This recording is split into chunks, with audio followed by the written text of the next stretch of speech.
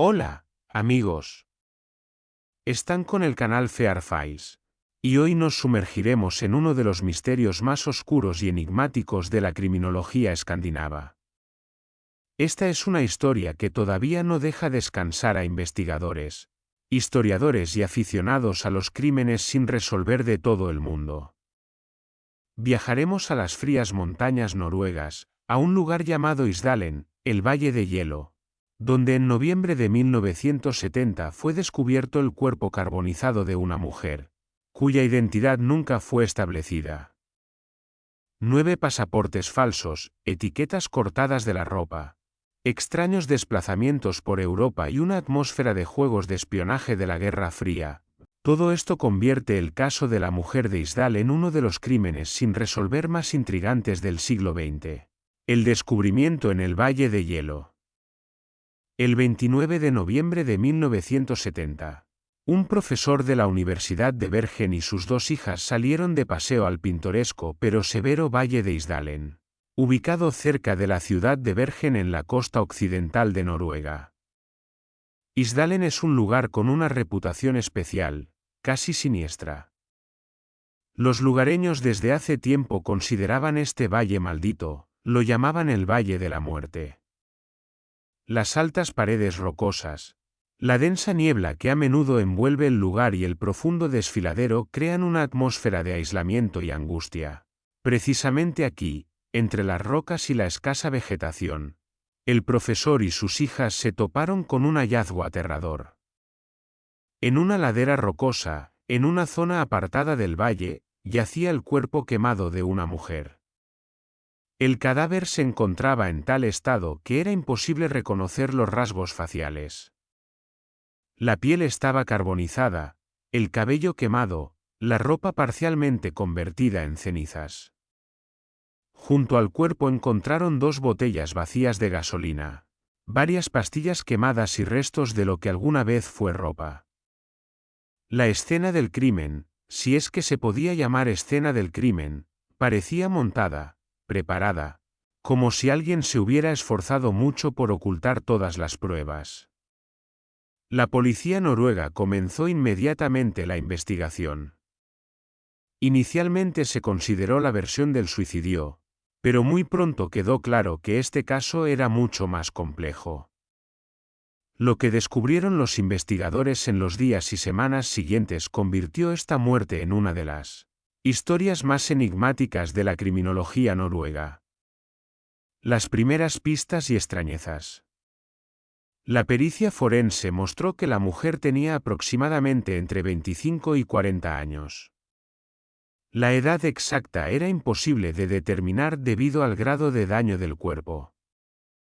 La estatura era de alrededor de 164 centímetros. Tenía cabello oscuro, aunque era difícil determinar su tono exacto.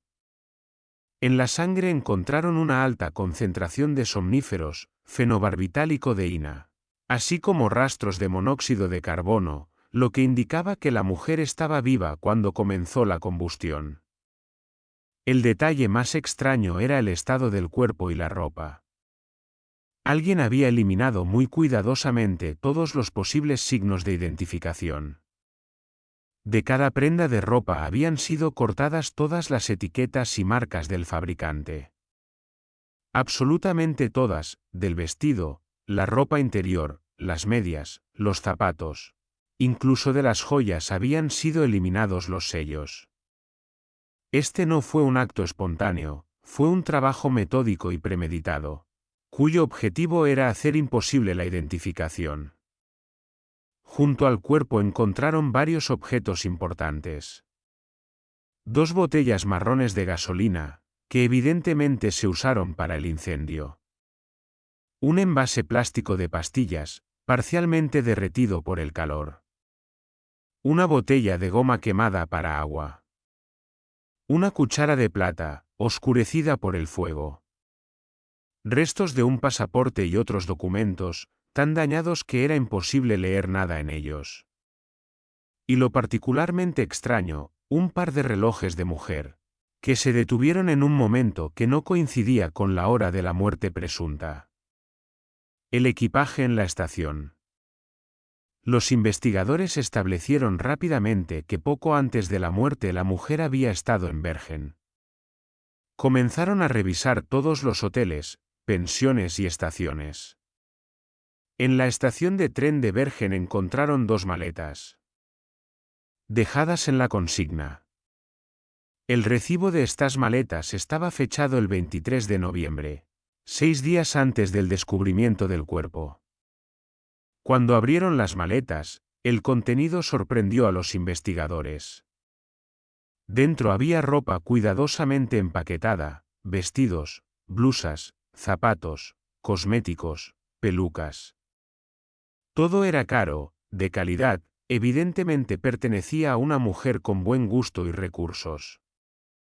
Pero aquí también se descubrió la misma extrañeza. De todas las prendas de ropa habían sido cortadas absolutamente todas las etiquetas y marcas. Alguien había pasado horas eliminando metódicamente cualquier posibilidad de rastrear el origen de las cosas. Aún más intrigantes resultaron los documentos. En las maletas se encontraron 9 pasaportes y documentos de identidad diferentes, emitidos a diferentes nombres, pero todos con la fotografía de la misma mujer, presumiblemente, la misma que fue encontrada en el Valle de Hielo. Los pasaportes eran de diferentes países y databan de diferentes años. Los nombres cambiaban, pero el rostro permanecía igual. En el equipaje también encontraron una gran suma de marcos alemanes, coronas noruegas y otras monedas europeas. Encontraron recetas de medicamentos, emitidas en diferentes países a diferentes nombres. Cosméticos de marcas caras, libretas de notas con anotaciones enigmáticas, escritas en algún tipo de cifrado o código. Números de teléfonos sin nombres. Direcciones sin explicaciones. Mapas de ciudades europeas con marcas. Reconstrucción de los últimos días. La policía comenzó una investigación a gran escala, tratando de reconstruir los últimos días de vida de la mujer desconocida. Gradualmente, interrogando al personal de hoteles, taxistas, vendedores, los investigadores pudieron elaborar una cronología de sus desplazamientos, que resultó tan extraña como metódica. Se descubrió que la mujer llegó a Bergen el 18 de noviembre de 1970. Se alojó en un hotel bajo uno de sus nombres ficticios. El personal del hotel la recordaba como una dama elegante y reservada, que hablaba varios idiomas con un acento cuyo origen era difícil de determinar.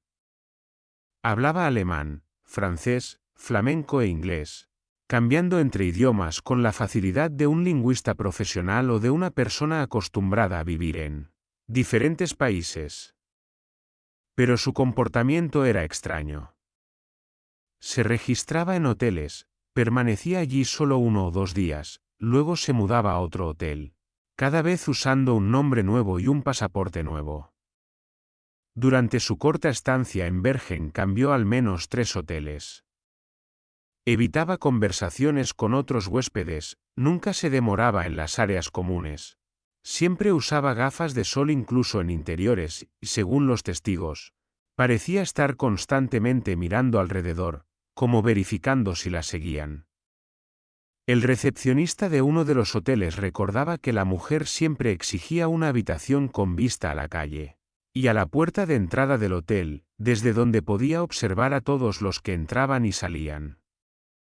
Nunca pedía comida en la habitación, prefiriendo comer en la ciudad, y cada vez en lugares diferentes.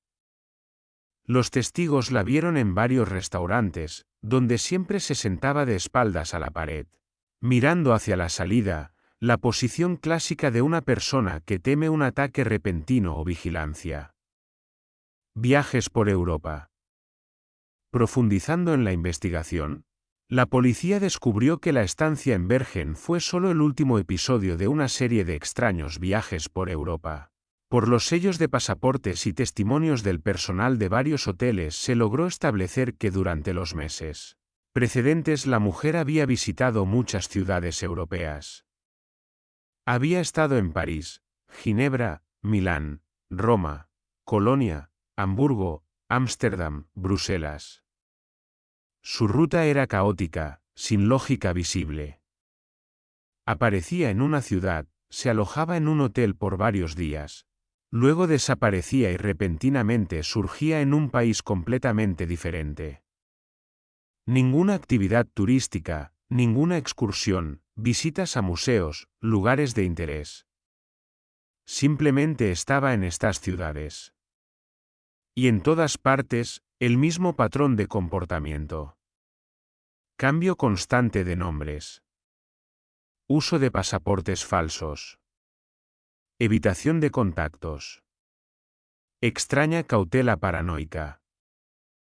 En un hotel en París, una camarera recordaba que la mujer siempre mantenía las cortinas cerradas, incluso durante el día, y nunca permitía que el personal limpiara la habitación en su ausencia.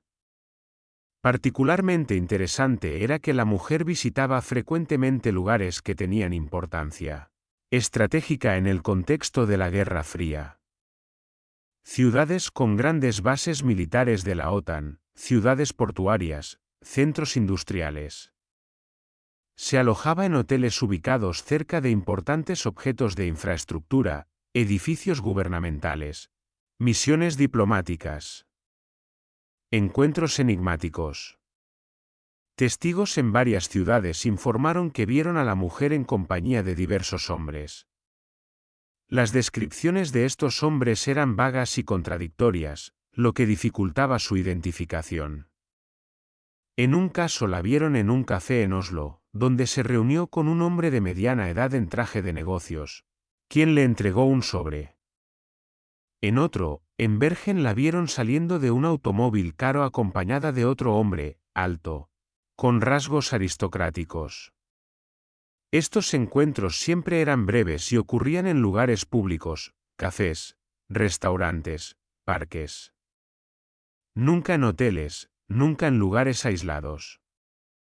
Reuniones profesionales, contactos de negocios, no citas románticas.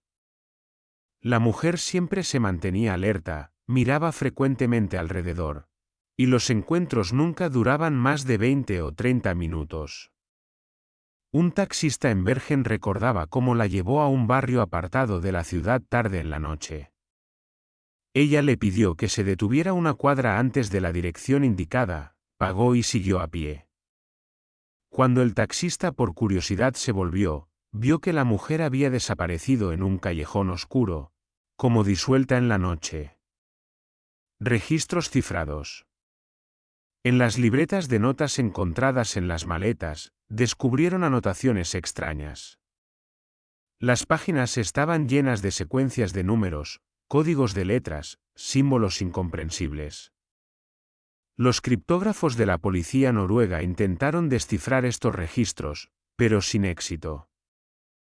El código era demasiado complejo, o bien los registros representaban un sistema personal de notaciones, comprensible solo para la propia mujer. Algunos registros parecían horarios, fechas, horas, posiblemente reuniones o desplazamientos. Otros recordaban listas, secuencias cortas de símbolos, separadas por comas o guiones. También había dibujos, figuras geométricas, flechas, diagramas, cuyo significado permanecía como un enigma. Particularmente intrigante era un registro, hecho aparentemente poco antes de la muerte. Era una secuencia de números que podría ser un número telefónico, pero los intentos de llamar a este número no dieron resultado. El número no existía en ninguna de las redes telefónicas conocidas de Europa de esa época. La teoría del espionaje. Desde el inicio de la investigación, muchos investigadores se inclinaban por la versión de que la mujer desconocida era agente de algún servicio de inteligencia.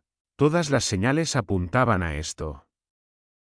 Múltiples identidades falsas, comportamiento sigiloso, destrucción metódica de datos de identificación, rutas extrañas por ciudades estratégicamente importantes de Europa, registros cifrados, reuniones misteriosas. Todo esto son elementos clásicos de actividad de espionaje. 1970 era el apogeo de la Guerra Fría. Europa estaba dividida por el telón de acero, y los juegos de espionaje entre este y oeste alcanzaron el pico de intensidad. Noruega, siendo miembro de la OTAN y teniendo una ubicación estratégicamente importante en el norte de Europa, era un participante activo de esta confrontación. La costa noruega era zona de intensa vigilancia de submarinos soviéticos y barcos militares. Bergen, donde fue encontrada la mujer, era un importante puerto naval. En ese tiempo los servicios especiales noruegos cooperaban activamente con la CIA, MI6 y otras inteligencias occidentales. Simultáneamente la inteligencia soviética, el KGB y el GRU, llevaban a cabo actividad activa en Escandinavia, tratando de penetrar en las estructuras militares y gubernamentales de los países de la OTAN. Agentes de ambos lados usaban esquemas complejos de cobertura, múltiples leyendas y cambiaban constantemente de ubicación para evitar detección. El perfil de la mujer desconocida correspondía perfectamente con la imagen de un agente ilegal, una persona que actúa bajo cobertura profunda, sin conexión oficial con ningún servicio de inteligencia, usando múltiples leyendas para ejecutar operaciones secretas. Tales agentes eran los más valiosos y simultáneamente los más vulnerables. Si eran descubiertos, su propio servicio a menudo los abandonaba para evitar un escándalo diplomático. El silencio de los servicios especiales. Cuando la policía noruega se dirigió a diversos servicios de inteligencia con una consulta sobre la posible identificación de la mujer, la respuesta fue silencio. Ningún servicio admitió conocer a esta mujer o tener alguna relación con ella. Ni la CIA estadounidense, ni la MI6 británica, ni el BND de Alemania Occidental, ni siquiera la POD noruega, el Servicio de Seguridad de Noruega, proporcionaron ninguna información. Este silencio en sí mismo era elocuente. En el mundo de la inteligencia existe una regla no escrita: nunca confirmar ni negar la conexión con un posible agente, especialmente si murió en circunstancias misteriosas. La confirmación significaría un escándalo diplomático y revelar métodos de trabajo. La negación podría ser considerada como traición a su propia gente. El silencio era la única opción diplomática. Algunas fuentes en la policía noruega más tarde afirmaron extraoficialmente que les fue dado el consejo de no cavar demasiado profundo en este caso. Supuestamente representantes de los servicios especiales occidentales insinuaron que la investigación podría tocar materiales operativos sensibles y que en interés de la seguridad nacional sería mejor dejar algunas preguntas sin respuesta. Estas afirmaciones nunca fueron confirmadas oficialmente, pero agregaron otra capa de misterio al ya enigmático caso. Versión alternativa: tráfico de contrabando. No todos los investigadores estaban convencidos de la versión del espionaje. Algunos suponían que la mujer podría haber estado involucrada en contrabando internacional, de drogas, armas u otros bienes ilegales. El patrón de comportamiento con múltiples identidades y desplazamientos constantes podría corresponder también a tal actividad. A principios de los años 70 en Europa se desarrollaban activamente redes criminales internacionales. Los contrabandistas usaban rutas complejas y sistemas de cobertura, a menudo viajando bajo nombres ficticios. Una mujer mensajera, transportando carga valiosa entre diferentes ciudades, debería actuar exactamente así, con cautela, sigilosamente, cambiando constantemente de ubicaciones y nombres. Sin embargo, contra esta versión testificaba el alto grado de profesionalismo y recursos disponibles para la mujer. 9 pasaportes falsos de calidad requerían conexiones y financiación que superaban las posibilidades de un grupo criminal ordinario. Además, en su equipaje no se descubrió ningún rastro de mercancía de contrabando, ningún contacto con grupos criminales conocidos. ¿Suicidio o asesinato? Una de las preguntas clave de la investigación era si la muerte fue suicidio o asesinato. Inicialmente la policía se inclinaba por la versión del suicidio. La alta dosis de somnífero en la sangre, las botellas de gasolina, el lugar aislado, todo esto podría indicar que la mujer misma decidió quitarse la vida, tomando pastillas y prendiéndose fuego. Pero esta versión generaba muchas preguntas. En primer lugar, la autoinmolación es un método extremadamente raro y doloroso de suicidio, especialmente para una mujer. En segundo lugar, los médicos forenses notaron la extraña posición del cuerpo, se encontraba en una postura que no era característica de una víctima de autoinmolación. Usualmente las personas que mueren en el fuego adoptan la llamada postura del boxeador debido a la contracción muscular por el calor.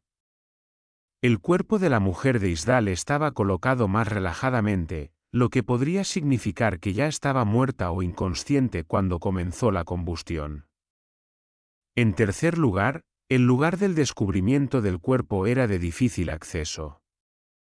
La mujer habría tenido que subir por una pendiente empinada, llevando consigo 2 botellas de gasolina, en estado de fuerte intoxicación por somníferos. Esto parecía poco probable. Algunos investigadores consideraban que el cuerpo podría haber sido trasladado a ese lugar ya después de la muerte. La versión del asesinato implicaba que la mujer fue envenenada o asesinada de otra manera, después de lo cual el asesino o asesinos escenificaron un suicidio mediante autoinmolación, para destruir pruebas y dificultar la identificación. La destrucción completa de datos de identificación, la escenificación profesional, la elección de un lugar apartado, todo esto podría indicar un asesinato por encargo, ejecutado por profesionales. Registros dentales y reconstrucción facial. La policía realizó un análisis detallado de los dientes de la víctima, esperando que los registros dentales ayudaran a establecer la identidad. Se descubrió que la mujer había tenido trabajo dental costoso, incluyendo coronas de oro y empastes de tipo especial, que en ese tiempo se usaban predominantemente en países de Europa Oriental y América Latina. Este descubrimiento añadió otra capa al enigma, ¿de dónde exactamente era esta mujer? Las consultas a clínicas dentales por toda Europa no dieron resultados. O los registros no se conservaron, o la mujer se trató los dientes en un país que no proporcionó información, o el dentista trabajaba de forma privada y no llevaba registros oficiales. Se realizó una reconstrucción facial basada en el cráneo. Un escultor criminalista creó un busto mostrando cómo podría haber lucido la mujer en vida. La reconstrucción mostró una mujer atractiva con rasgos finos, pómulos altos, nariz recta. La imagen fue publicada en medios noruegos e internacionales, pero nadie pudo reconocer a la mujer. Curiosamente, varios testigos que vieron a la mujer viva notaron que la reconstrucción era bastante precisa, pero no transmitía algo indefinible en su apariencia, una expresión particular de los ojos, una manera de comportarse, que la hacían memorable. Un recepcionista de hotel dijo que tenía ojos de alguien que había visto demasiado. Huellas dactilares y fotografías. Del cuerpo lograron obtener huellas dactilares, aunque debido a la carbonización fue una tarea difícil. Las huellas fueron enviadas a bases de datos de Interpol y servicios policiales de varios países. No se encontraron coincidencias, lo que significaba que la mujer o nunca había sido arrestada, o sus registros fueron eliminados u ocultados, o era de un país que no compartía información con bases de datos internacionales. Las fotografías de los pasaportes falsos mostraban a la misma mujer, pero con diferentes peinados y maquillaje. En una fotografía tenía cabello largo y oscuro y lucía seria y profesional. En otra, un corte corto y rubio y maquillaje brillante, dándole aspecto de turista frívola. En la tercera, cabello de longitud media recogido en un moño, gafas con montura de carey, creando la imagen de una intelectual. Esta capacidad de transformar su apariencia indicaba preparación profesional. La mujer evidentemente sabía cómo cambiar su aspecto de tal manera que incluso personas que la habían visto recientemente podrían no reconocerla en el siguiente encuentro. Esta era una habilidad que enseñaban a agentes de inteligencia y que era críticamente importante para trabajar bajo cobertura profunda. Análisis químico. El análisis químico detallado de la ropa, cabello y restos del equipaje reveló detalles interesantes. En la ropa de la mujer se descubrieron rastros de diversas sustancias químicas, algunas de las cuales se usaban en la industria, otras tenían origen indeterminado. Se encontraron rastros de un tipo raro de detergente que en ese tiempo se producía solo en varios países de Europa Oriental. El análisis del cabello mostró que en los últimos meses de vida la mujer tomaba ciertos medicamentos y consumía comida característica de la cocina centroeuropea. El análisis isotópico del cabello y dientes sugirió que había crecido en una región con una composición geológica particular del agua, que podría corresponder a varias áreas en Alemania, Polonia o Checoslovaquia. Pero todos estos datos eran demasiado generales para establecer con precisión el origen de la mujer. Solo reducían el círculo geográfico, pero no daban una respuesta concreta. Testimonios de residentes locales. Varios residentes de Bergen informaron que vieron a la mujer en los últimos días antes de su muerte. Un testigo afirmaba que la vio en compañía de dos hombres en la orilla del fiordo, y parecía que entre ellos ocurría una conversación tensa. Los hombres fueron descritos como corpulentos, vestidos con abrigos oscuros, pero no pudieron proporcionar una descripción detallada. Otra testigo, una vendedora en una tienda de cosméticos, recordaba que la mujer compró una crema especial, y cuando la vendedora intentó entablar conversación, la mujer cortó abruptamente la charla y rápidamente abandonó la tienda, como asustada de haber atraído atención sobre sí misma.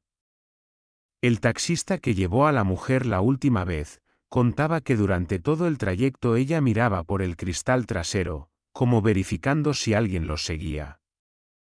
Cuando él preguntó si todo estaba bien, ella respondió con monosílabos y guardó silencio.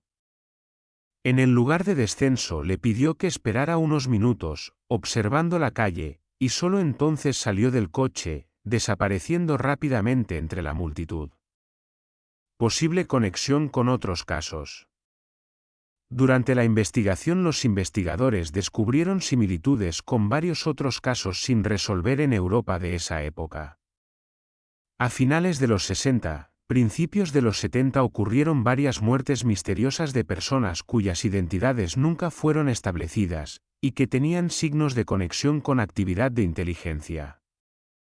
En 1969 en Alemania fue encontrado el cuerpo de un hombre con características similares, múltiples documentos falsos, etiquetas cortadas de la ropa, circunstancias extrañas de muerte. En 1971 en Suecia descubrieron una mujer ahogada en circunstancias misteriosas, que también tenía pasaportes falsos. Estos casos podrían ser coincidencia, o podrían indicar acciones sistemáticas de alguna organización que liquidaba a sus agentes o agentes enemigos. Algunos investigadores suponían que podría haber sido una operación de limpieza, destrucción de agentes que sabían demasiado o estaban comprometidos.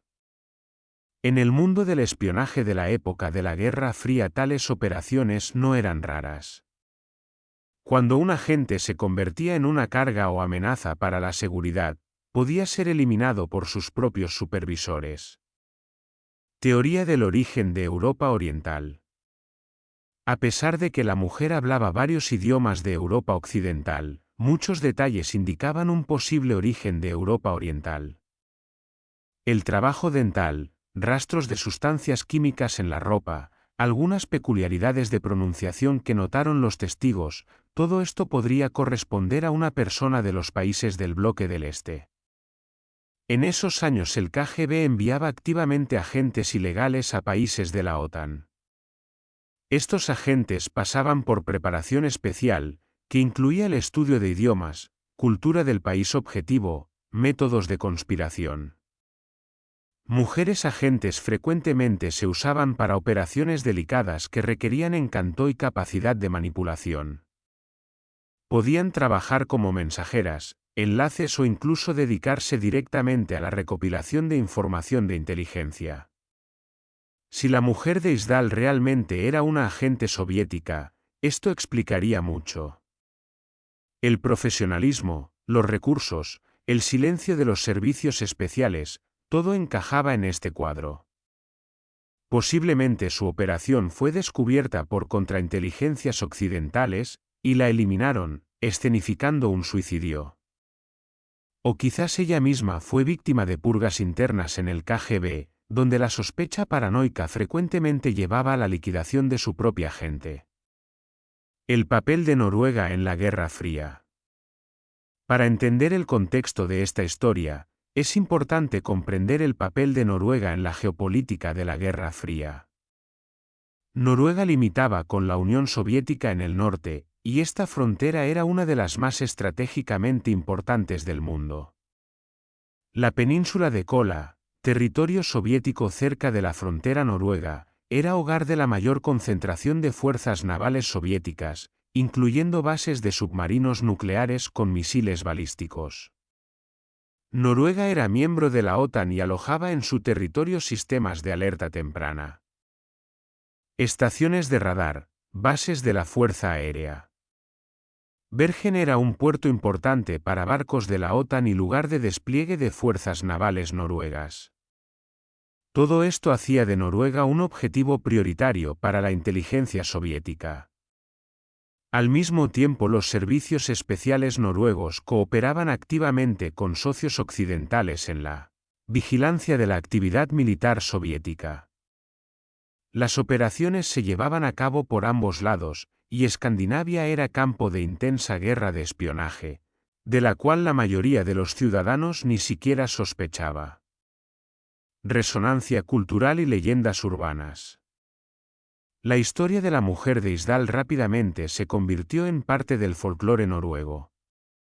Los residentes locales de Bergen comenzaron a tejer varias leyendas alrededor de ella. Algunos decían que habían visto el fantasma de la mujer en el Valle de Hielo en noches brumosas. Otros afirmaban que escuchaban voces misteriosas y gritos provenientes del valle. Isdalen ya tenía una reputación sombría. En el siglo XIX allí ocurrieron varios suicidios y accidentes. Las supersticiones locales atribuían al valle propiedades sobrenaturales. Después de la muerte de la mujer desconocida, estas supersticiones solo se intensificaron. Muchos residentes comenzaron a evitar el valle, especialmente después del anochecer. La historia llegó a los medios internacionales y se convirtió en objeto de numerosas especulaciones, libros, documentales. Cada década el interés en el caso se renovaba, aparecían nuevas teorías, nuevos testigos salían adelante con información adicional que a veces aclaraba detalles, y a veces solo añadía nuevas capas de misterio. Reapertura del caso. En 2006, 36 años después de la muerte, el caso fue oficialmente reabierto. Una nueva generación de investigadores, armada con tecnologías modernas de análisis de ADN y criminalística computacional, decidió intentar resolver este antiguo misterio. Fueron exhumados los restos de la mujer de Isdal de la tumba sin nombre en el cementerio de Bergen. El ADN fue extraído y analizado. Crearon un perfil genético que podría ser cotejado con bases de datos internacionales. Sin embargo, esto tampoco condujo a la identificación. No se encontraron coincidencias. El análisis isotópico usando métodos más avanzados confirmó que la mujer probablemente creció en Europa central u oriental, posiblemente en la región que ahora es parte de Alemania o Polonia. Pero no se logró establecer el lugar exacto de nacimiento. Métodos modernos de reconstrucción facial, basados en escaneo tridimensional del cráneo, crearon una imagen más precisa de cómo lucía la mujer. Esta imagen fue publicada nuevamente, esta vez en Internet, alcanzando una audiencia mucho más amplia. Miles de personas respondieron, ofreciendo diferentes versiones, pero ninguna condujo a una identificación convincente. Teorías modernas y especulaciones. Con el desarrollo de Internet y el crecimiento del interés en crímenes sin resolver, el caso de la mujer de Isdal adquirió nueva vida. Detectives entusiastas, historiadores del espionaje, amantes de los misterios de todo el mundo comenzaron sus propias investigaciones, estudiando materiales de archivo, entrevistando a testigos sobrevivientes, analizando cada detalle. Aparecieron nuevas teorías. Algunos investigadores sugirieron que la mujer podría no haber sido una espía, sino una refugiada de Europa Oriental, usando documentos falsos para esconderse de la persecución. Posiblemente huía de represiones políticas o de estructuras criminales y fue encontrada por aquellos de quienes huía. Otra teoría sostenía que podría haber sido testigo de algún crimen serio y estaba bajo protección, pero el programa de protección de testigos falló, y fue liquidada. Las identidades falsas y los desplazamientos constantes podrían haber sido parte del intento de esconderse. Una versión aún más exótica suponía que la mujer era parte de un programa secreto de algún gobierno u organización privada, y su muerte fue resultado de conflictos internos en esa organización. Sin pruebas concretas, todas estas teorías permanecieron como especulaciones. Impacto emocional del caso. Lo que hace la historia de la mujer de Isdal particularmente conmovedora es el anonimato completo de la víctima. Tenía un nombre, mejor dicho, 9 nombres, pero todos eran falsos. Tenía un rostro, pero fue borrado por el fuego. Tenía una historia, familia, un hogar en algún lugar, pero todo esto quedó desconocido. Vivió una vida que no dejó huella, excepto un cuerpo carbonizado en un valle noruego. Imagínese una persona cuya muerte no causó ni un solo obituario, ni un solo llanto de familiares, ni un solo servicio conmemorativo con personas que la conocieron y amaron. Alguien era la hija de alguien, posiblemente la hermana de alguien, posiblemente la madre de alguien. Pero estas personas o nunca supieron de su muerte, o no pudieron declarar su conexión con ella. Este silencio, este vacío alrededor de su identidad, es posiblemente la parte más trágica de toda la historia. Se convirtió en símbolo de todas las víctimas anónimas de la Guerra Fría, personas que desaparecieron en la sombra de este conflicto, cuyos nombres nunca llegaron a los libros de historia, cuyos sacrificios nunca fueron reconocidos. Política de silencio. Uno de los aspectos más frustrantes de este caso es el silencio obstinado de diversas estructuras estatales. Incluso décadas después, cuando la Guerra Fría terminó hace mucho y muchas operaciones secretas fueron desclasificadas, la información sobre la mujer de Isdal permanece oculta, si es que existe en algún archivo. Después del colapso de la Unión Soviética en 1991 surgió la esperanza de que la apertura de los archivos del KGB arrojaría luz sobre muchos casos sin resolver del periodo de la Guerra Fría. Algunos investigadores intentaron obtener acceso a estos archivos, esperando encontrar mención de una mujer que correspondiera a la descripción de la mujer de Isdal. Pero las autoridades rusas o no proporcionaron acceso a materiales relevantes, o declararon que tales registros no existen. Los servicios especiales occidentales también permanecieron inflexibles en su silencio. Ni la POD noruega, ni la CIA estadounidense, ni la MI6 británica publicaron ningún documento relacionado con este caso. La respuesta estándar fue que no comentan asuntos de seguridad nacional. Este silencio genera frustración, pero también habla por sí mismo. Si el caso no tuviera ninguna relación con actividad de inteligencia, no habría razón para mantenerlo en secreto medio siglo después.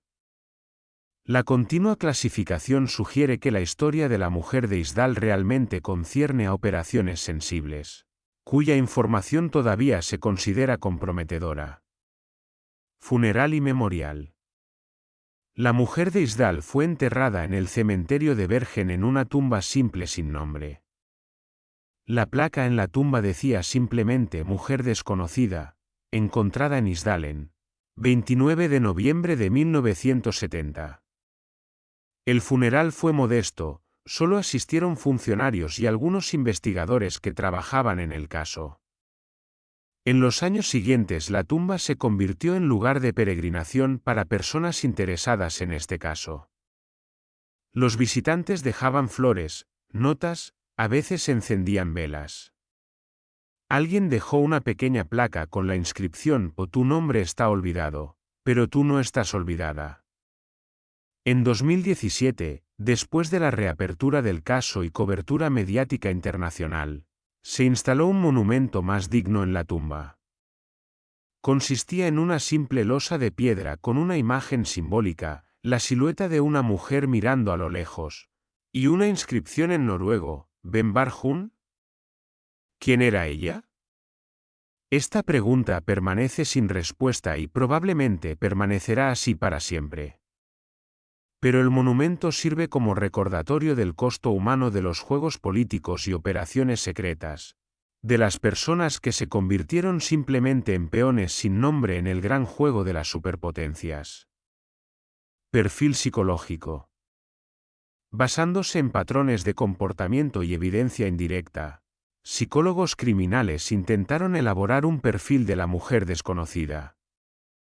¿Qué se puede decir de una persona que vive bajo múltiples identidades, en constante movimiento, en estado de alerta permanente?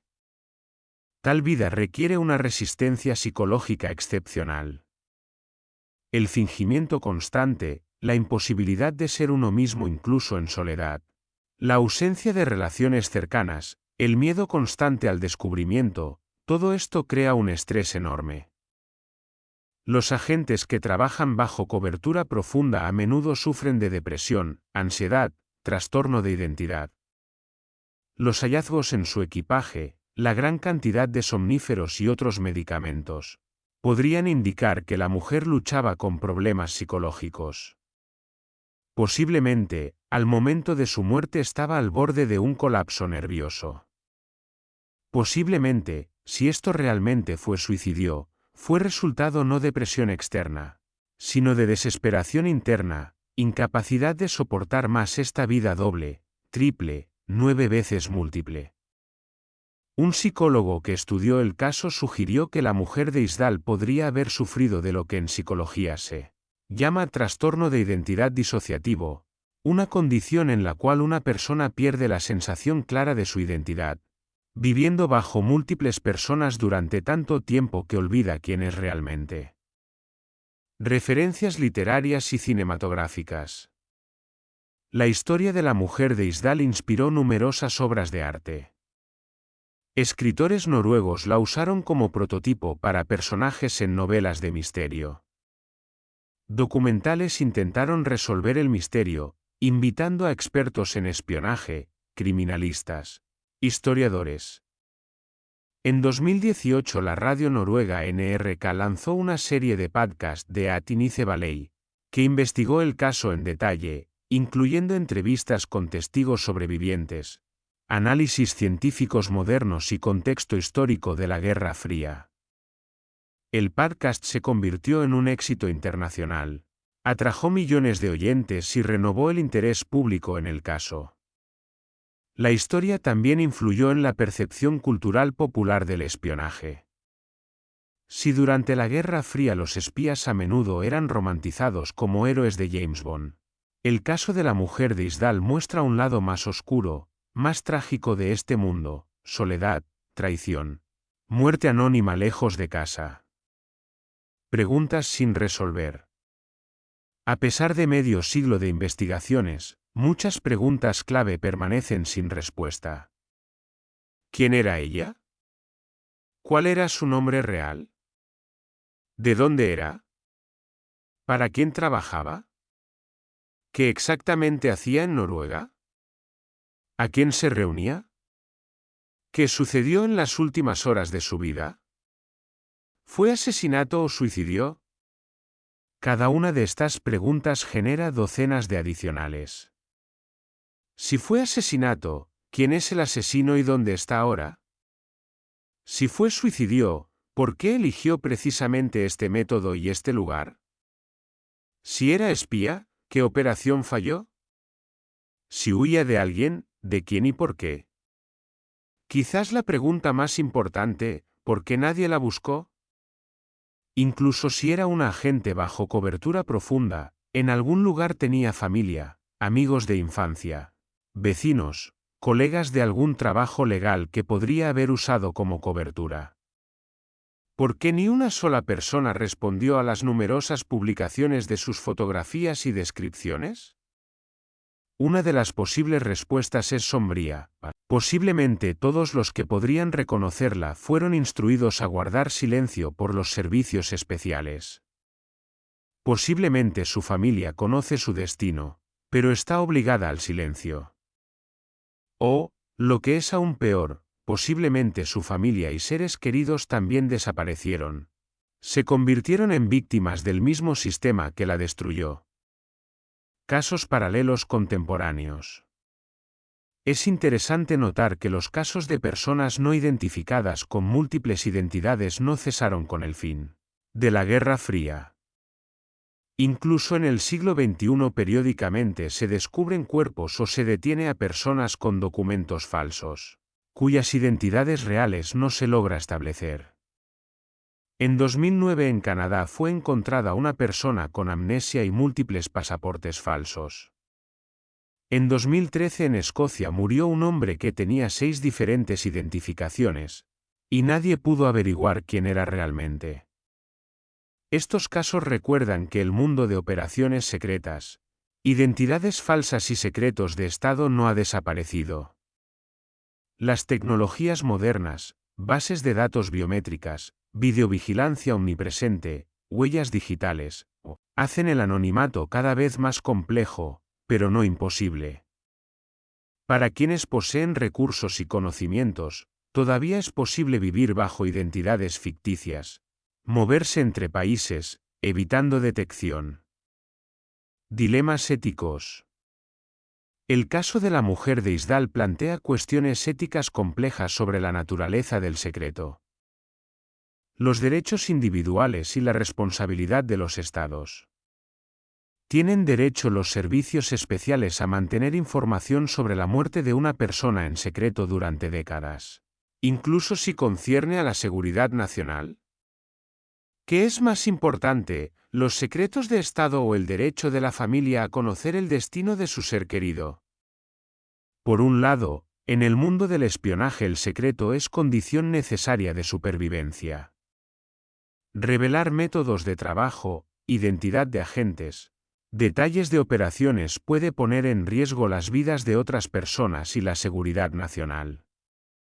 El silencio no es solo terquedad, sino deber.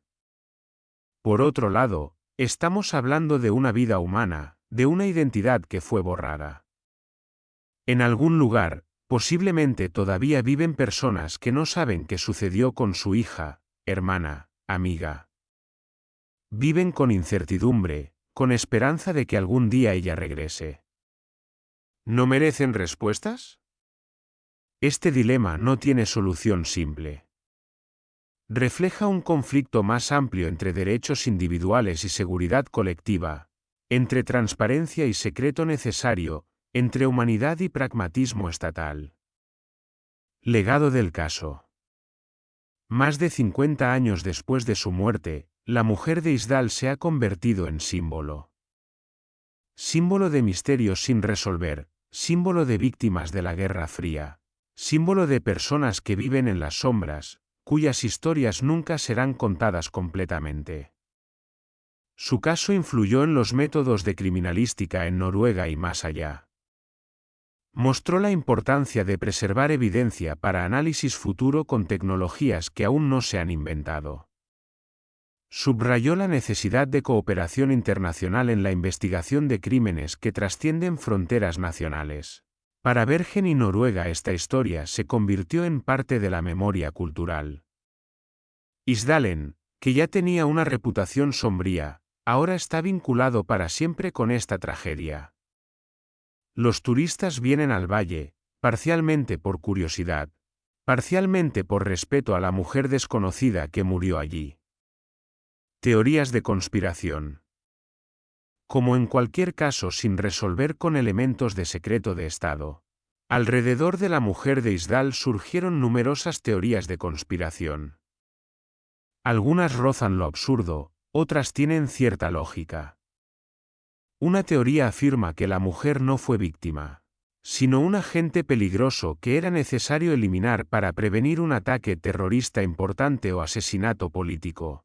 Según esta versión, su liquidación fue una operación conjunta de varios servicios especiales occidentales, y el silencio se explica por la renuencia a admitir un asesinato extrajudicial en territorio de un país pacífico.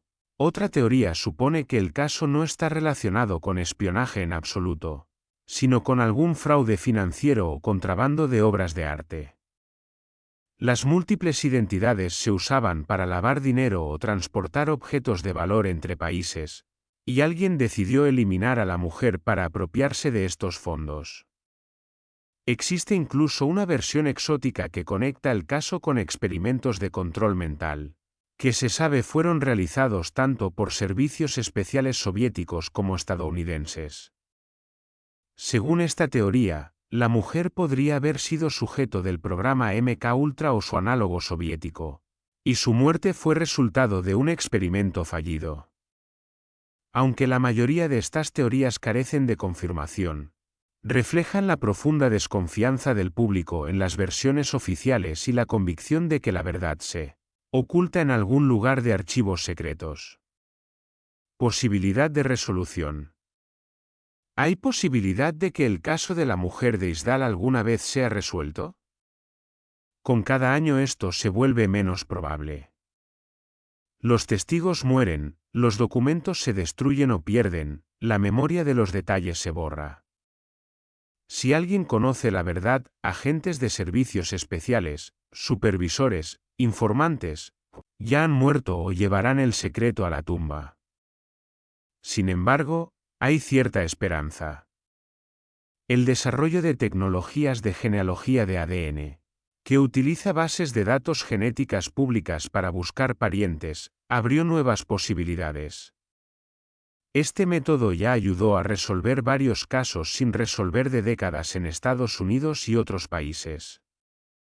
Si el ADN de la mujer de Isdal es cargado en bases de datos genéticas internacionales, existe la probabilidad de que se encuentren parientes lejanos que acepten hacerse pruebas. Incluso si los parientes directos no están disponibles, primos terceros y cuartos pueden ayudar a establecer el árbol genealógico, y en última instancia, identificar a la mujer. También es posible que algún día ocurra la desclasificación de archivos. Posiblemente, 75 años después del fin de la Guerra Fría, cuando todos los participantes de los eventos ya hayan muerto y la situación geopolítica haya cambiado completamente, algún gobierno decida que ya no hay razones para guardar estos secretos. Lecciones para la actualidad. ¿Qué puede enseñarnos hoy la historia de la mujer de Isdal? Primero, recuerda el costo humano de los conflictos políticos. Detrás de conceptos abstractos como seguridad nacional, intereses estratégicos, operaciones de inteligencia están personas reales, a veces heroicas, a veces trágicas, siempre humanas. Segundo, el caso subraya la importancia de la transparencia y rendición de cuentas de las estructuras estatales. Cuando los servicios especiales actúan sin supervisión, cuando el secreto se convierte en un fin en sí mismo, las personas pueden desaparecer, morir, y nadie nunca sabrá la verdad. Las sociedades democráticas deben encontrar equilibrio entre el secreto necesario y el derecho de los ciudadanos a conocer las acciones de su gobierno. Tercero, la historia muestra las limitaciones incluso de los métodos criminalísticos más avanzados. Con suficiente determinación y recursos se puede borrar la identidad de una persona tan completamente que incluso la ciencia moderna no pueda restaurarla.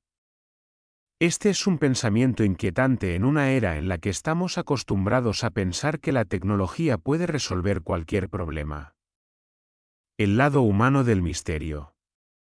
Es fácil dejarse llevar por los aspectos detectivescos del caso, pasaportes falsos, registros cifrados, teorías de espionaje. Pero es importante recordar que en el centro de esta historia está una persona. Una persona que tuvo infancia, sueños, esperanzas, miedos. Posiblemente, en algún momento de su vida fue una niña normal, jugando con muñecas o leyendo libros bajo las cobijas. Posiblemente tuvo un primer amor, una primera decepción, planes para el futuro. Luego algo cambió. Quizás fue reclutada con promesas de aventuras y servicio a una gran causa. Quizás no tuvo elección, y fue obligada por circunstancias o amenazas. Vivió una vida extraña, fragmentada, cambiando constantemente de nombres y ciudades, nunca teniendo un hogar real, amigos reales, amor real. Y terminó todo en un frío valle noruego, en el fuego que debía borrar los últimos rastros de su existencia. Esta es una tragedia, independientemente de si fue una espía heroica, víctima de circunstancias o alguien más. Esta es la historia de una vida perdida, una identidad perdida, una oportunidad perdida de ser simplemente uno mismo. Amigos, la historia de la mujer de Isdal continúa, y aún no hemos terminado. Avísenme cuando continuar, y profundizaremos más en este enigma, exploraremos más detalles, teorías y aspectos de este asombroso caso, testigos que guardaron silencio. Uno de los aspectos más desconcertantes de la investigación es la cantidad de personas que vieron a la mujer, pero no pudieron o no quisieron proporcionar información detallada. Después de la publicación de la reconstrucción facial y descripción en medios noruegos e internacionales, la policía esperaba una avalancha de respuestas.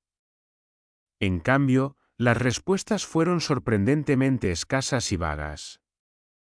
Varios testigos de diferentes ciudades europeas contactaron a la policía, afirmando que habían visto a una mujer parecida a la descripción, pero cuando los investigadores intentaron obtener detalles concretos, los testigos se volvían vagos, cambiaban sus declaraciones o súbitamente cesaban la cooperación. Un hombre de Ámsterdam llamó a la policía noruega, dijo que sabía quién era esta mujer, y pidió una reunión. Cuando el investigador voló a los Países Bajos, el hombre no se presentó a la reunión y nunca más estableció contacto. ¿Era esto simplemente paranoia de personas que no deseaban involucrarse en un caso que podría tener conexión con inteligencia? ¿O alguien activamente impedía a los testigos, intimidándolos o haciéndoles entender que sus testimonios eran indeseables? Un policía retirado que trabajó en el caso en los años 70, posteriormente en una entrevista insinuó que hubo llamadas extrañas de personas que aconsejaban no esforzarse demasiado en la investigación. No dio nombres ni detalles específicos, pero sus palabras añadieron otra capa de sospecha. Extrañezas con los documentos. El análisis detallado de los 9 pasaportes falsos y documentos de identidad encontrados en el equipaje de la mujer reveló detalles interesantes. La calidad de las falsificaciones era excepcional, se usaban formularios reales de documentos, robados u obtenidos a través de funcionarios corruptos, los sellos eran auténticos, las fotografías estaban pegadas profesionalmente. Este no era trabajo de falsificadores callejeros, sino producción de alto nivel, accesible solo a organizaciones con recursos serios. Lo que es aún más interesante, los pasaportes fueron emitidos en diferentes años, desde 1963 hasta 1970. Esto significaba que la mujer usó múltiples identidades no por un año, sino al menos durante 7 años.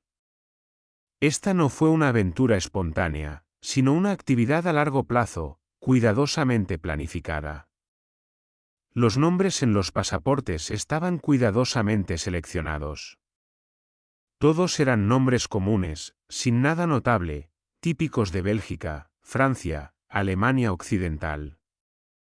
Los apellidos eran suficientemente ordinarios para no atraer atención, pero no tan comunes como para causar sospechas por numerosos homónimos. Las fechas de nacimiento variaban, haciendo a la mujer de 27 o 35 años dependiendo del pasaporte. Un experto en documentos falsos que estudió estos pasaportes notó que crear tal sistema de leyendas requiere no solo habilidades técnicas de fabricación de documentos, sino también una comprensión profunda de los procesos burocráticos de diferentes países. Es necesario saber qué documentos solicitarán en fronteras, hoteles, bancos. Es necesario crear una historia coherente para cada identidad.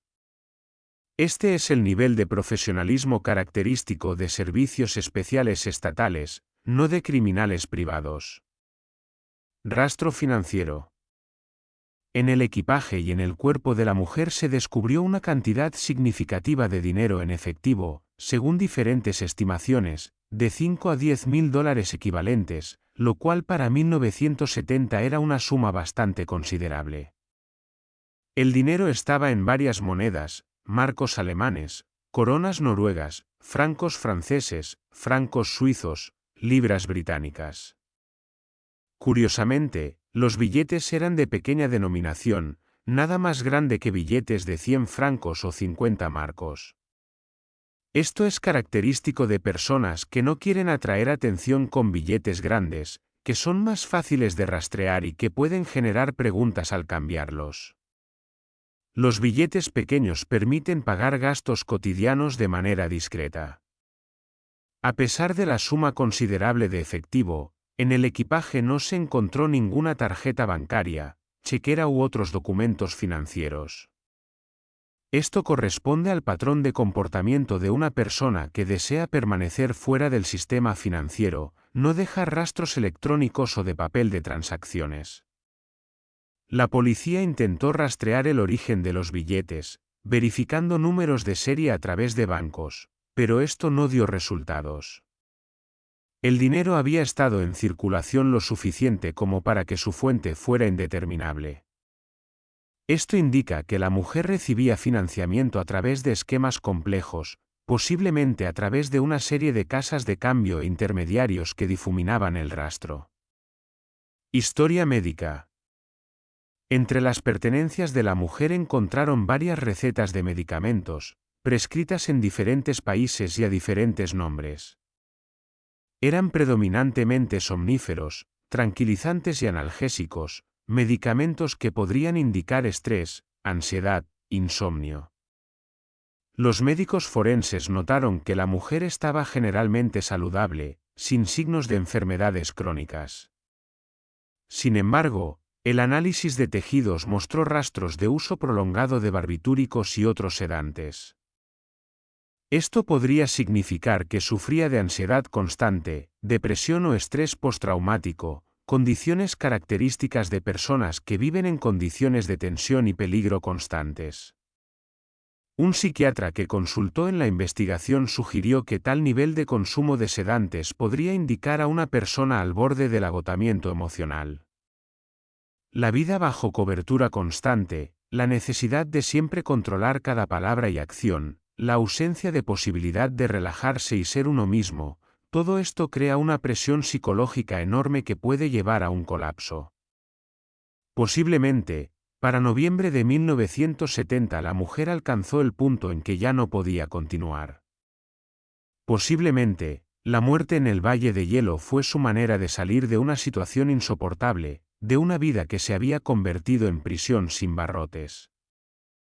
Teoría del doble juego. Entre las teorías más complejas está la versión de que la mujer era una agente doble, una espía que trabajaba simultáneamente para dos lados de la Guerra Fría. Esto explicaría sus extraños desplazamientos, múltiples reuniones con diferentes personas, cautela paranoica. Los agentes dobles eran unas de las figuras más valiosas y simultáneamente más peligrosas en el mundo del espionaje. Podían proporcionar información a ambos lados, jugando un juego complejo, equilibrándose entre dos mundos. Pero esta era una posición extremadamente arriesgada. Si uno de los lados descubría la traición, las consecuencias eran letales. Según esta teoría, la mujer podría haber sido inicialmente reclutada por un lado, digamos, el KGB, pero luego fue reconvertida por servicios especiales occidentales y comenzó a trabajar para ellos, continuando fingiendo ser una agente soviética leal. O viceversa, un agente occidental que fue reclutado por el KGB. Su muerte en este escenario podría haber sido resultado de su exposición. Cuando uno de los lados se enteró del doble juego, se ordenó la liquidación. La escenificación del suicidio permitió evitar un escándalo diplomático y dio la oportunidad a ambos lados de negar cualquier conexión con el incidente. Esta teoría explica el silencio de todos los servicios especiales. Ninguno de los lados quiere admitir que tenían un agente que trabajaba para el enemigo. Esto también explica por qué nadie reclamó el cuerpo ni buscó a la mujer, era una traidora a los ojos de ambos lados.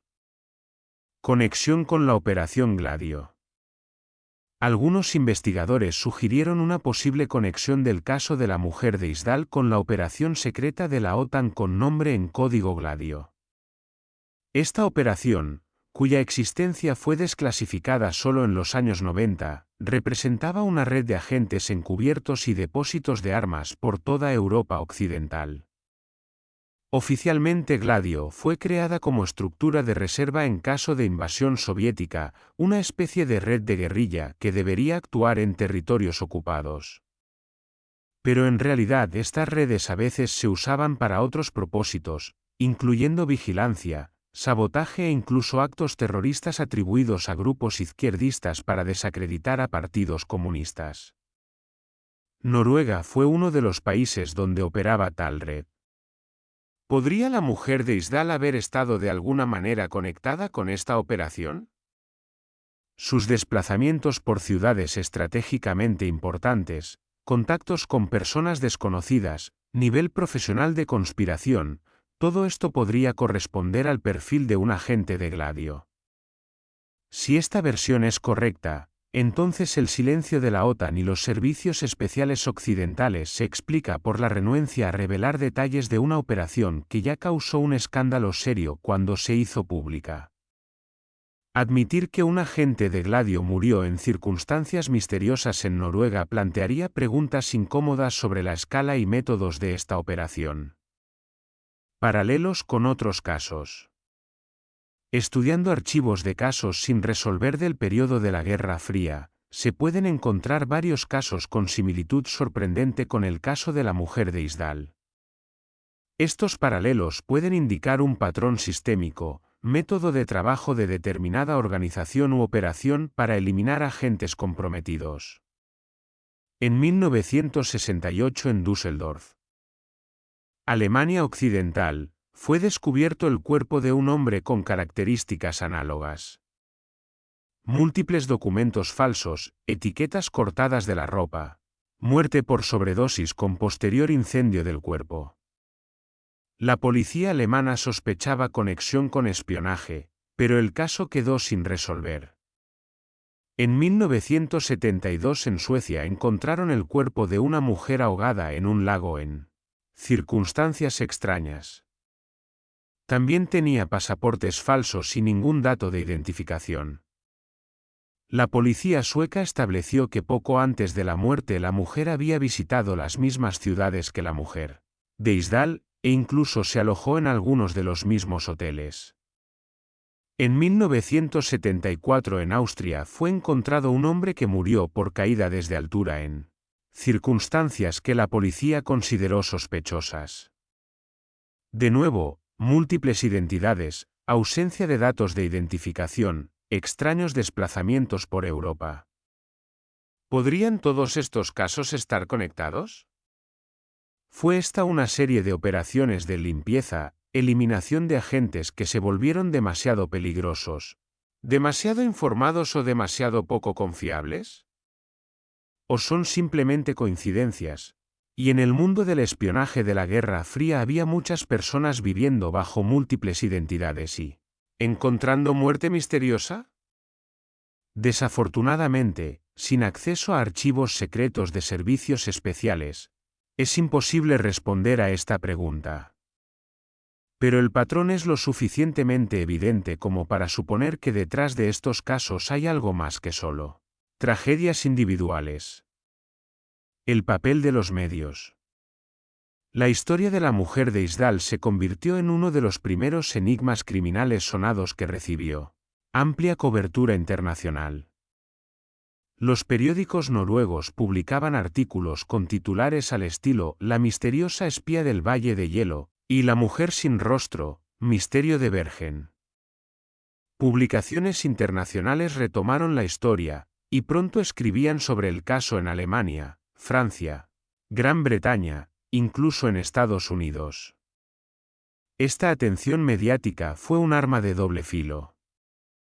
Por un lado, la amplia publicación de información podría ayudar a encontrar testigos o personas que conocían a la mujer. Por otro lado, la cobertura sensacionalista a menudo distorsionaba los hechos, creaba rumores falsos y dificultaba el trabajo de los investigadores. Aparecieron expertos que daban entrevistas, ofreciendo teorías fantásticas, desde conexión con la mafia hasta participación en tráfico de personas. Algunos periodistas incluso intentaron conducir sus propias investigaciones, entrevistando testigos y a veces interfiriendo con la investigación oficial. Un periodista de un periódico de Bergen se obsesionó prácticamente con este caso, dedicándole una serie de artículos durante varios años. Realizaba sus propias entrevistas, buscaba testigos, viajaba por Europa, intentando rastrear las rutas de la mujer. Su trabajo fue impresionante, pero en última instancia no condujo a un avance. Después de su muerte en los años 90, sus archivos sobre el caso fueron entregados a la policía, pero tampoco se encontró nada revolucionario. Memoria cultural de Bergen. Para la ciudad de Bergen la historia de la mujer de Isdal se convirtió en parte de la mitología local.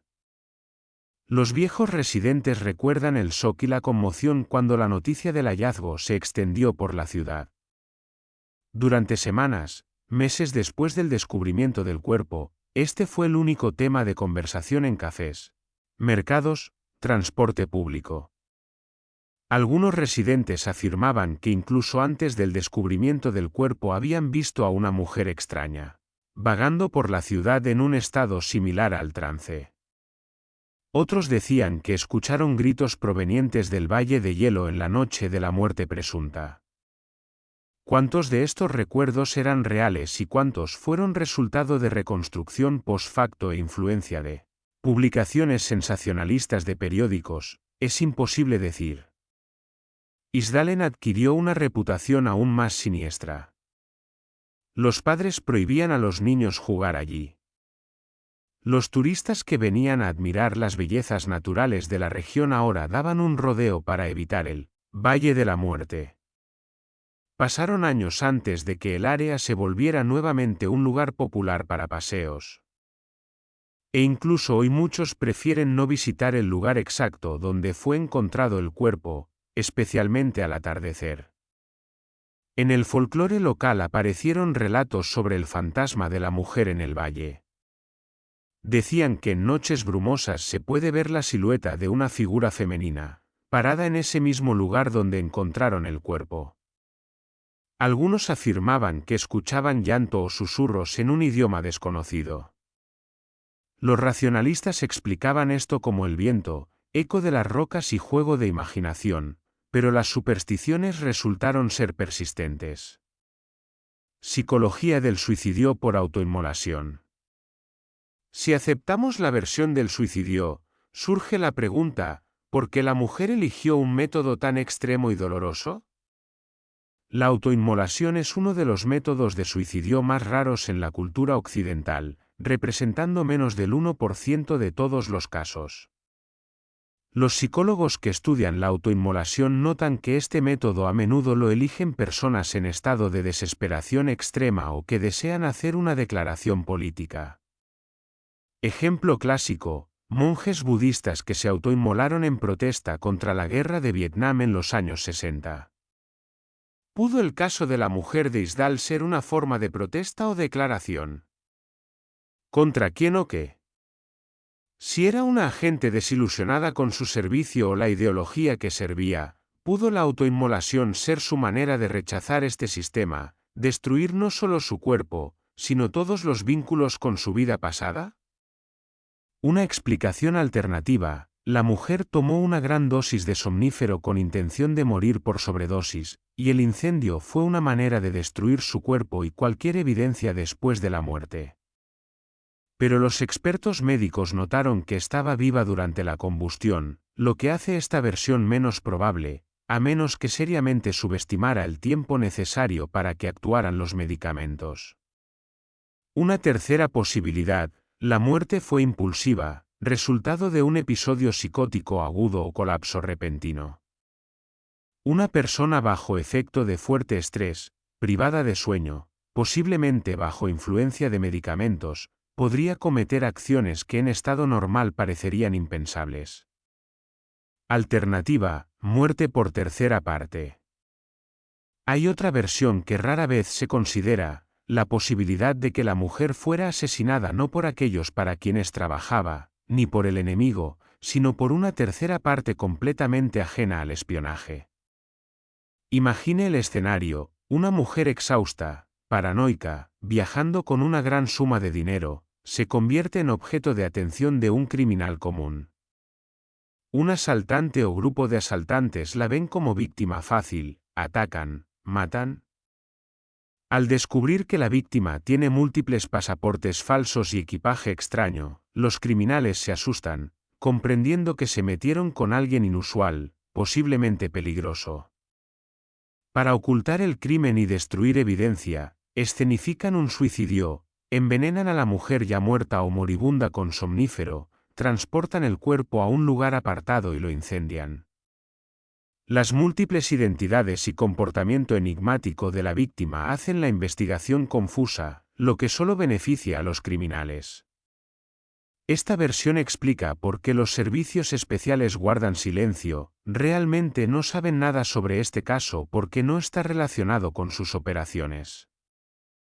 La mujer podría haber estado conectada con inteligencia, pero su muerte fue resultado de una coincidencia desafortunada, un crimen ordinario que no tenía relación con su vida secreta. Sin embargo, contra esta versión testifica el profesionalismo con que fue destruido el cuerpo y la evidencia. Los asaltantes comunes difícilmente poseerían el conocimiento y sangre fría necesarios para tal escenificación meticulosa. Registros en hoteles. El análisis detallado de registros en libros de registro de varios hoteles donde se alojó la mujer reveló un patrón interesante. Siempre llenaba los formularios con letra ordenada, caligráfica, pero la caligrafía cambiaba dependiendo de qué identidad usaba.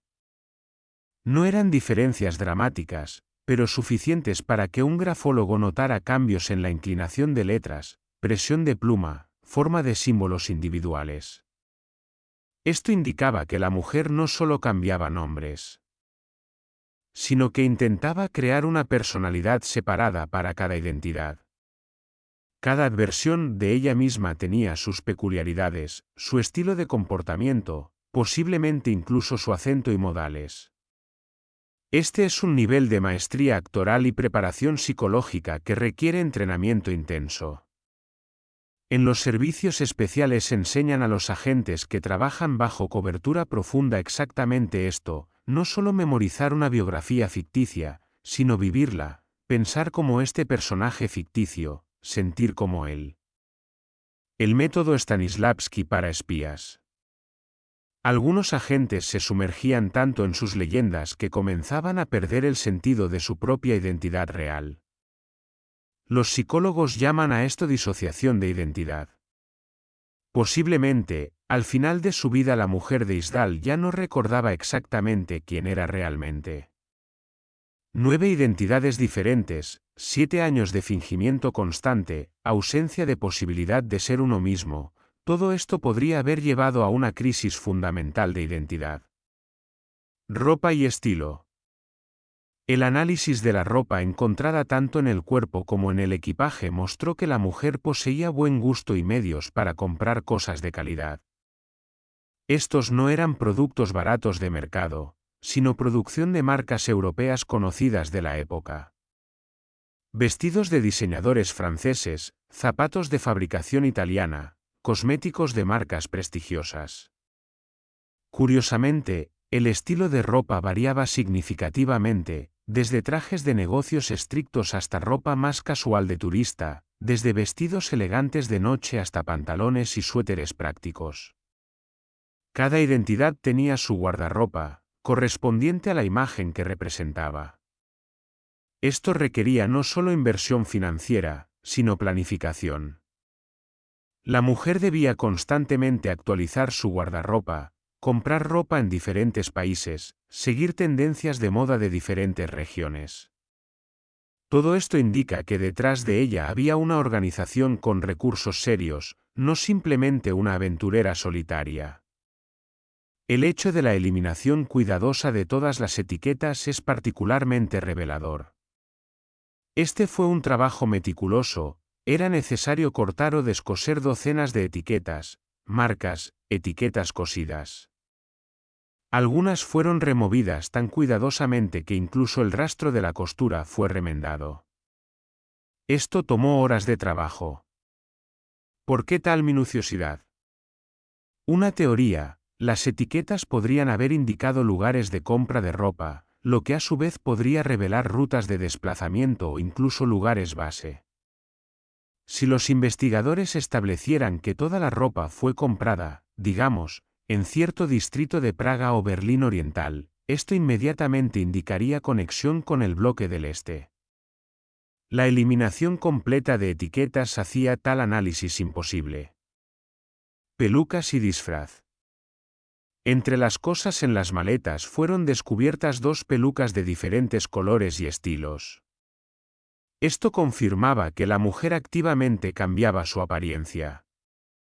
Junto con diferentes estilos de maquillaje, ropa y posiblemente, uso de gafas u otros accesorios, podía lucir completamente diferente dependiendo de la situación. Los testigos la describían de manera diferente. Algunos recordaban una mujer de cabello oscuro, otros, una rubia o castaña. Algunos decían que parecía de 25 años, otros, de 35. Estas inconsistencias inicialmente dificultaban la investigación, haciendo que los investigadores pensaran que buscaban personas diferentes. Solo cuando se encontraron las maletas con fotografías quedó claro que todas las descripciones se referían a una persona. El arte de cambiar la apariencia era y sigue siendo una habilidad crucial en el trabajo de inteligencia. Un agente que puede lucir diferente en diferentes situaciones es mucho más difícil de vigilar e identificar. En los años 70, antes de la era de cámaras de vigilancia omnipresentes y bases de datos computarizadas, tal disfraz era especialmente efectivo. Las últimas 48 horas. Los investigadores pudieron reconstruir con relativa precisión las últimas 48 horas de vida de la mujer. El 27 de noviembre salió del último hotel en Bergen. El recepcionista recordaba que lucía tensa, constantemente miraba alrededor. Tomó un taxi, pero pidió al conductor que la dejara no en una dirección específica, sino simplemente en el centro de la ciudad. Desde este momento sus desplazamientos se vuelven menos claros. Una testigo afirmaba que vio a una mujer que correspondía a la descripción en una parada de autobús, sosteniendo una bolsa pequeña. Otro testigo reportó que la vio en un café, sentada sola y mirando por la ventana con expresión ausente. En la noche del 27 o mañana del 28, no se logró establecer la hora exacta, de alguna manera llegó al área de Isdalen. Esto en sí mismo es extraño, el valle no era un lugar turístico, llegar allí en transporte público era difícil. Debió haber tomado un taxi, pero ningún conductor respondió a las solicitudes de la policía, o ir a pie, lo que habría sido un camino muy largo y difícil, o alguien la llevó allí. En algún momento en las últimas horas de vida tomó una gran dosis de somnífero. Hizo esto ella misma, deseando morir, o alguien le dio estas pastillas por engaño o fuerza. Luego ocurrió la autoinmolación. ¿Fue esto su propia acción en estado de conciencia alterada por los medicamentos, o alguien incendió a una mujer ya moribunda o muerta? Estas preguntas permanecen sin respuesta. Entre la última observación confirmada en el centro de Bergen y el descubrimiento del cuerpo en el valle existe un vacío temporal que nunca fue llenado. Significado del lugar de muerte. ¿La elección de Isdalen como lugar de muerte fue casual o simbólica? El valle tenía historia sombría y reputación de lugar maldito. Si la mujer misma eligió este lugar para su muerte, ¿conocía su historia? Y si así fue, ¿qué dice esto sobre su estado mental? Algunos intérpretes vieron en la elección de este lugar un acto simbólico, deseo de desaparecer en un lugar ya conectado con muerte y misterio, convertirse en parte de una leyenda que vivirá más que la memoria de una persona concreta. El Valle de Hielo como metáfora de la Guerra Fría, del mundo frío del espionaje en el que vivió y murió. Alternativamente, si la elección del lugar fue hecha no por ella sino por sus asesinos, la elección de Isdalen pudo ser práctica, un lugar apartado, raramente visitado, donde el cuerpo podría permanecer sin ser descubierto mucho tiempo. O, posiblemente, fue una especie de advertencia o mensaje para otros agentes, recordatorio de lo que sucede a quienes traicionan o fallan a su servicio. Eco en la actualidad. El caso de la mujer de Isdal adquirió nueva relevancia en la era de Internet y redes sociales. Múltiples comunidades en línea dedicadas a crímenes sin resolver y misterios discuten este caso, proponen nuevas teorías, buscan nuevas pistas. Reddit, foros especializados, grupos en Facebook, en todas partes se pueden encontrar discusiones apasionadas sobre la mujer de Isdal. Algunos entusiastas intentaron usar tecnologías modernas para obtener nuevas pistas. Análisis avanzado de fotografías de pasaportes usando programas de reconocimiento facial, intentos de restaurar la descodificación de códigos de libretas de notas con ayuda de métodos criptográficos modernos, incluso uso de inteligencia artificial para analizar patrones de desplazamientos. Hasta ahora ninguno de estos intentos ha conducido a un avance, pero demuestran cuánto este caso continúa capturando la imaginación de las personas más de medio siglo después de los eventos. La cuestión de la justicia. En el centro de toda esta historia yace una pregunta fundamental de justicia. Incluso si nunca sabemos quién fue esta mujer, ¿no merece que su historia sea contada? ¿No merece su familia, si la tenía, conocer la verdad sobre su destino? Los secretos de Estado y la seguridad nacional son conceptos importantes, pero a menudo se usan para encubrir errores, crímenes o simplemente verdades incómodas. ¿Cuántas personas desaparecieron en la sombra de la Guerra Fría, cuyos nombres fueron borrados, cuyas muertes nunca fueron investigadas adecuadamente porque era inconveniente para las autoridades? La mujer de Isdal se convirtió en símbolo de todas estas víctimas sin nombre. Su tumba en Bergen no es simplemente el lugar de descanso de una mujer desconocida, sino un memorial a todos aquellos que fueron borrados de la historia, cuyos sacrificios nunca fueron reconocidos, cuyas historias nunca serán contadas. Avances científicos y nuevas posibilidades. El desarrollo de la ciencia da esperanza de que algún día el enigma será resuelto. La genealogía de ADN, mencionada anteriormente, es solo una de las herramientas.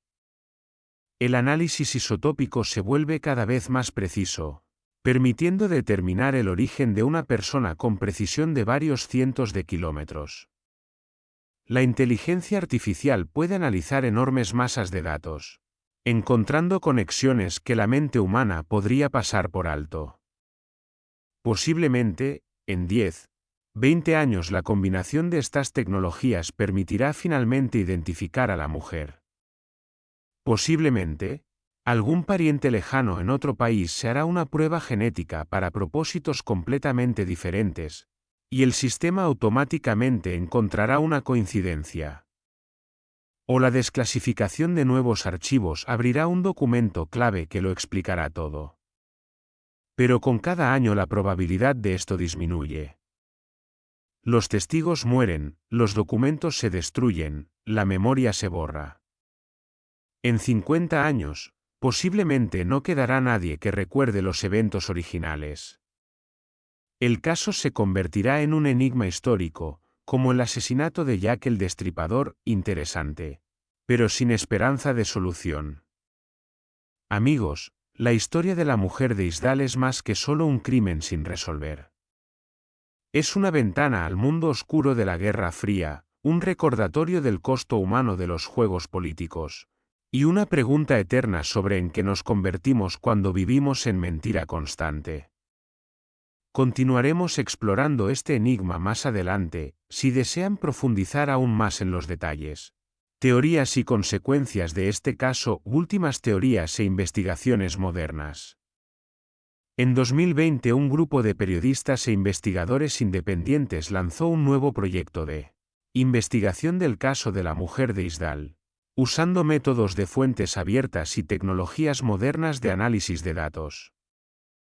Digitalizaron todos los materiales disponibles del caso, crearon un mapa interactivo de los desplazamientos de la mujer, analizaron miles de documentos de archivo de diferentes países. Su trabajo reveló varios detalles interesantes que anteriormente no habían atraído atención. Por ejemplo, descubrieron que en las mismas fechas en que la mujer se encontraba en determinadas ciudades, allí se celebraban conferencias o reuniones importantes relacionadas con la industria militar, investigaciones nucleares o diplomacia. Esto fortaleció la versión sobre su conexión con espionaje industrial o político. Uno de los investigadores, especialista en historia de la Guerra Fría, propuso la teoría de que la mujer podría haber sido una mensajera que transmitía no información, sino objetos físicos, microfilmes, muestras de tecnologías, dinero para financiar redes de agentes. Sus constantes desplazamientos y reuniones con diferentes personas corresponderían perfectamente a tal rol. Los mensajeros eran un eslabón críticamente importante, pero extremadamente vulnerable en las redes de espionaje. Sabían demasiado sobre la estructura de las operaciones, lo que los hacía peligrosos en caso de captura o reconversión. Perfil psicológico de la víctima y el asesino. Si aceptamos la versión del asesinato, surge la pregunta sobre el perfil psicológico del asesino o asesinos. El nivel de sangre fría necesario para la destrucción metódica de todas las pruebas, escenificación del suicidio, elección de un lugar apartado. Todo esto indica un profesional o grupo de profesionales. Los psicólogos criminales notan que este tipo de asesinato difiere de la violencia criminal ordinaria. Aquí no hay componente emocional, no hay ira o pasión. Esta es la eliminación fría y calculada de un problema. El asesinato como procedimiento burocrático, ejecución de una orden sin involucramiento personal. Tal enfoque es característico de operaciones estatales de liquidación. Los agentes entrenados para ejecutar tales tareas pasan por preparación psicológica especial que les permite distanciarse del lado emocional de sus acciones. Ven el objetivo no como una persona, sino como una tarea que debe cumplirse eficiente y discretamente. Si fue suicidio, el perfil psicológico de la propia mujer se vuelve central. Que lleva a una persona al punto en que la muerte por autoinmolación parece una salida aceptable. Agotamiento emocional completo, pérdida del sentido de existencia, posiblemente sentimiento de que traicionó a todos y todo, que no hay vuelta atrás. Ansiedad crónica, insomnio, consumo constante de sedantes, todo esto son signos de una persona al borde del colapso. El papel de Noruega, testigo involuntario. Noruega se encontró en una posición compleja. Por un lado, Este fue un crimen ocurrido en su territorio, y la policía noruega estaba obligada a investigarlo. Por otro lado, el caso claramente trascendía el trabajo policial ordinario, tocando inteligencia internacional y geopolítica, en la cual Noruega era solo un pequeño jugador. Hay evidencia de que las autoridades noruegas estuvieron bajo presión de diferentes lados. Algunos aliados de la OTAN insinuaron que una investigación demasiado activa podría revelar operaciones sensibles. Posiblemente también hubo contactos tras bambalinas con el lado soviético, intentando averiguar qué sabían los noruegos. Noruega debía equilibrar entre su obligación hacia sus propios ciudadanos y consideraciones internacionales. En última instancia, la investigación se condujo concienzudamente, pero dentro de ciertos límites. Algunas puertas quedaron cerradas, algunas preguntas no fueron formuladas. Fue un compromiso tácito, hacer todo lo posible para resolver el caso, pero no tan celosamente como para crear una crisis diplomática. Influencia del caso en la criminalística. El caso de la mujer de Isdal tuvo una influencia significativa en el desarrollo de la criminalística en Noruega y Escandinavia. Mostró la importancia de preservar muestras biológicas y evidencia física incluso después de completar la investigación inicial. Gracias a que las muestras de ADN y otros materiales fueron preservados, se hizo posible realizar nuevos análisis décadas después usando tecnologías que no existían en los años 70. El caso también subrayó la necesidad de cooperación internacional en la investigación de crímenes. La policía noruega aprendió a trabajar con Interpol, servicios policiales extranjeros, expertos de otros países. Esta experiencia resultó valiosa para futuras investigaciones de crímenes transfronterizos. Además, el caso se convirtió en un ejemplo clásico de enseñanza para criminalistas e investigadores. Demuestra cómo un criminal o víctima con suficientes recursos y conocimientos puede prácticamente borrar completamente su identidad, creando un enigma imposible de resolver con métodos tradicionales. El precio del secreto. La historia de la mujer de Isdal hace reflexionar sobre el precio que la sociedad paga por el secreto estatal. ¿Cuántas historias más como esta existen? Personas que desaparecieron, murieron en circunstancias misteriosas, cuyos casos fueron cerrados o clasificados por consideraciones de seguridad nacional. Después del fin de la Guerra Fría, algunos de tales casos fueron revisados, algunos secretos revelados. Pero muchos permanecen en la sombra. Los archivos del KGB, CIA, diversos servicios especiales europeos contienen incontables documentos que posiblemente arrojarían luz sobre los destinos de cientos o miles de personas.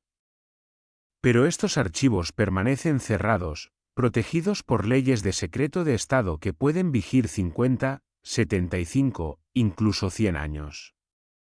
Hay un argumento de que algunos secretos deben permanecer secretos para siempre, que revelar cierta información puede dañar a personas vivas, comprometer métodos de trabajo que todavía se usan, o desestabilizar relaciones internacionales.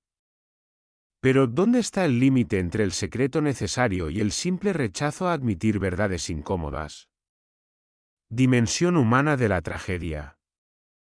Detrás de todas las teorías de espionaje, análisis de evidencia, especulaciones sobre operaciones de inteligencia, es fácil olvidar la simple dimensión humana de esta tragedia.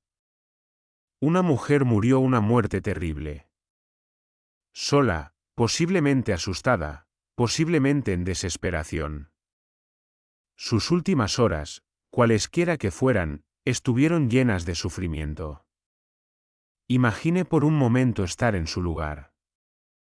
Si fue suicidio, ¿qué desesperación hay que experimentar para elegir tal camino? Si fue asesinato, ¿cuál es el horror de darse cuenta de que te traicionaron? ¿Que aquellos en quienes confiabas o servías decidieron eliminarte? En cualquier caso, fue una muerte horrible, solitaria, sin consuelo de seres queridos, sin últimas palabras a personas amadas. Y después de la muerte, olvido. No hubo funeral con amigos y familia, no hubo obituario contando sobre su vida y logros, no hubo lápida con su nombre real. Solo una tumba sin nombre con una placa, mujer desconocida. Para una persona que existió, amó, soñó, sufrió, esto es el borrado definitivo. Legado y memoria. Paradójicamente, el intento de borrar completamente a esta mujer de la historia condujo al resultado opuesto. Precisamente el misterio la hizo inmortal.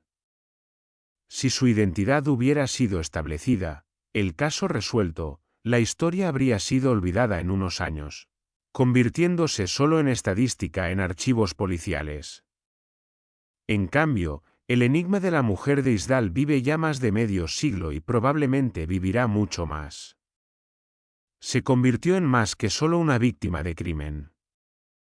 Se convirtió en símbolo, leyenda, enigma que une todo lo que nos intriga de la historia de la Guerra Fría: secreto, peligro, ambigüedad moral, sacrificios humanos del conflicto global.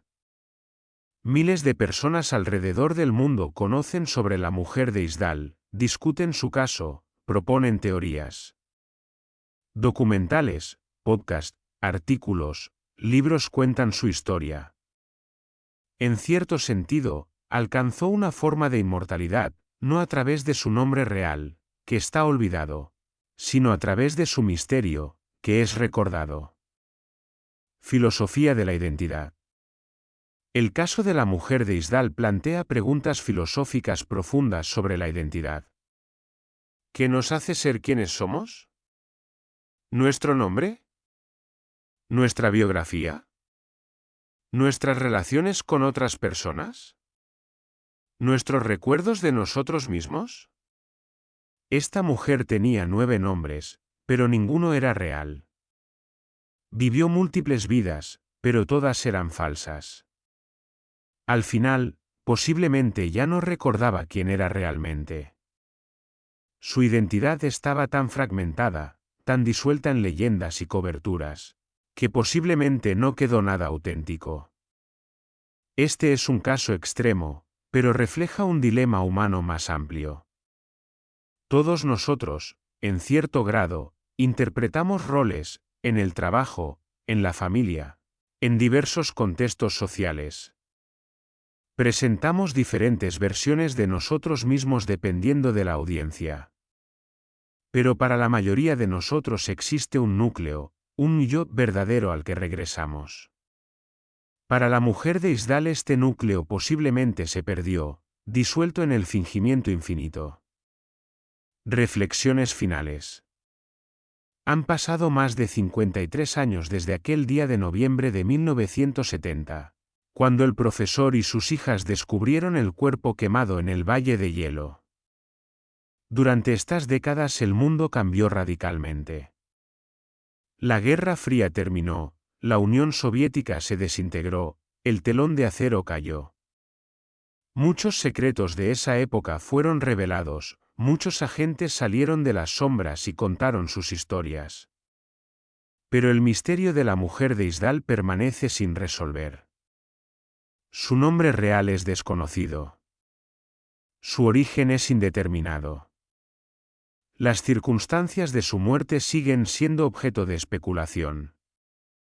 Permanece como un fantasma, una sombra, un enigma que no cede incluso ante todo el poder de la ciencia y tecnología modernas. Posiblemente nunca conozcamos la verdad. Posiblemente todos los que conocían su historia real ya murieron, llevando el secreto a la tumba. Posiblemente los documentos que podrían explicar todo fueron destruidos hace muchos años. Posiblemente la verdad está tan enredada y fragmentada que incluso si todos los hechos fueran conocidos, reunirlos en una historia única y coherente resultaría imposible. Pero en este misterio sin resolver hay su propio valor. Nos recuerda los límites de nuestro conocimiento, que no todo puede ser explicado y comprendido. Nos recuerda las páginas oscuras de la historia, los sacrificios que fueron hechos en nombre de ideologías e intereses estatales. Nos recuerda el costo humano de los juegos políticos. En Bergen, en el cementerio en la colina con vista al fiordo. Se levanta un monumento modesto. Una losa de piedra con la silueta grabada de una mujer y una pregunta en noruego, ¿Hvem var hun? ¿Quién era ella? Esta pregunta permanece sin respuesta. Pero el simple hecho de que continuemos haciéndola, que no hayamos olvidado a esta mujer desconocida, que todavía busquemos la verdad, esto es una forma de memoria y respeto. Ella era alguien. Tenía una historia, tenía una vida, tenía sueños y miedos. Y aunque su nombre real está perdido, aunque su rostro fue borrado por el fuego, aunque su historia quedó desconocida, no está olvidada. Los visitantes todavía vienen a su tumba, dejan flores, permanecen en reflexión silenciosa. Algunos dejan notas, mensajes a la mujer desconocida, palabras de simpatía, promesas de no olvidar. Tu nombre está perdido, pero tú no estás olvidada, escribió alguien en una pequeña tarjeta adjunta a un ramo. Y realmente, no está olvidada. Mientras continuemos contando su historia, mientras continuemos buscando respuestas, mientras continuemos haciendo preguntas, ella vive. No como un nombre en un libro de historia, no como estadística en un informe policial, sino como enigma, como símbolo, como recordatorio de los misterios que yacen en la sombra de nuestra historia. Amigos, esta fue la historia de la mujer de Isdal, la mujer sin nombre, la mujer sin rostro, la mujer sin historia. O, más precisamente, la mujer con 9 nombres, cuyo rostro fue oculto por el fuego, cuya historia permanece en secreto. Uno de los más grandes enigmas del siglo XX, que posiblemente nunca será resuelto. Gracias por estar con nosotros en el canal Fear Files. Si esta historia los conmovió, si quieren que continuemos explorando tales casos misteriosos y sin resolver del pasado, háganoslo saber. La historia está llena de misterios, y algunos de ellos son tan profundos que ni siquiera el tiempo puede borrarlos. Recuerden, detrás de cada misterio sin resolver hay una persona real, una vida real, una tragedia real. No los olvidemos, incluso cuando sus nombres están perdidos, incluso cuando sus historias permanecen desconocidas. Estuvieron aquí. Existieron. Importan. Hasta el próximo episodio de Fear Files. Permanezcan curiosos, permanezcan vigilantes, y recuerden, la verdad está en algún lugar allá, en la sombra de la historia, esperando ser descubierta.